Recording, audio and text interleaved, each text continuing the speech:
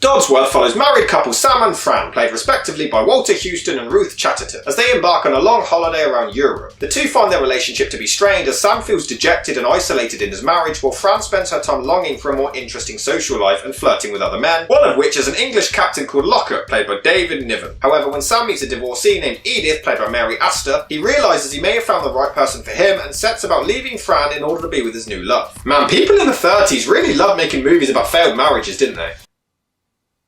I'm taking shots at Adolf Hitler. And I hate to think who pays the bill when that young Austrian takes you out. The movie is based on the 1929 novel by Sinclair Lewis, which was first adapted as a play in 1934 by Sidney Howard, who also wrote the screenplay for the movie. Producer Samuel Goldwyn bought the rights to a film adaptation of the play for MGM and brought on William Wyler to oversee the production. However, working with the director was never an easy task, as he often clashed with his actors. He and Ruth Chatterton had a particularly difficult time together, as they would constantly argue over Fran's characterization. Chatterton felt the character had to be portrayed as the unambiguous bad guy of the piece, whereas Wyler wanted her to be more sympathetic. It got to the point that during a particularly heated argument, Chatterton slapped the director across the face before storming into her dressing room. But I'm guessing Chatterton got her way because her character is incredibly unlikable. Oh, you'll love that, I'm sure. Additionally, Wyler had a rough time with David Niven as well, finding him to be little more than a spoiled playboy. Niven later admitted that while he was fun to be around off the set, he became a right fiend the moment his bottom touched the director's chair. Probably the poshest way of saying he's a prick that I've ever heard.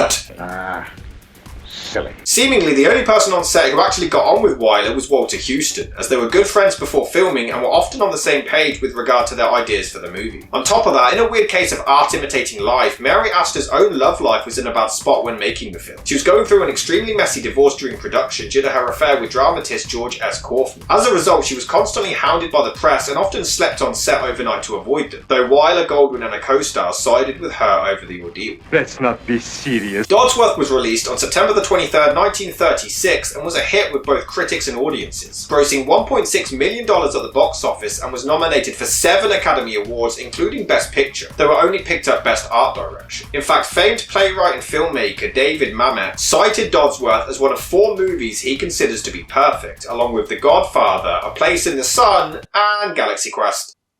Alright. I have no reason. I mean, I'll give them this much. For its time, it does look really good when they're on the voyage. The effects are pretty decent. I don't see any light. Oh, now wait, now you'll see it in a minute. Where'll I look? You look right straight over there, see? An iceberg! Ah!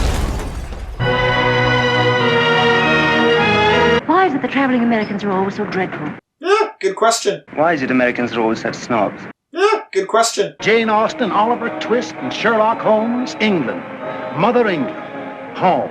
Meanwhile, Oh, the yes! What? Don't try to me up, man. The one that was chugging down the car. but want to talk about things aging well? It's your own fault for leading him on. I suppose I'm to blame. Well, you must have given him some excuse. You have been flirting with him, and you've got such a sweet way of bawling me out in front of him. I feel like some of these reviews are going to be somewhat repetitive because I just don't have a great deal to say about these films. The movie is alright, at least from acting, performances and the production, but the story isn't particularly interesting. It's quite a bland and boring love story. Fran is an insufferable bitch. At the start of the film, he is desperately trying to travel with her and spend time with her, and she's just not interested. Come with me. This morning? Oh, I'm afraid I can't. I have a fitting at 11, an appointment with the hairdresser at 11:30. And then later on, she has a go at him for never being there for her, for being a husband. You've never known me. You've never known anything about me. Not what I had on or what I thought or the sacrifices Look out I've made. now. I'll be happy with court. I'm fighting for life. You can't drag me back. And of course, she only then decides she wants him again after he gives up trying and moves on with him. I want to put in a long-distance call. To Naples. Naples, Italy.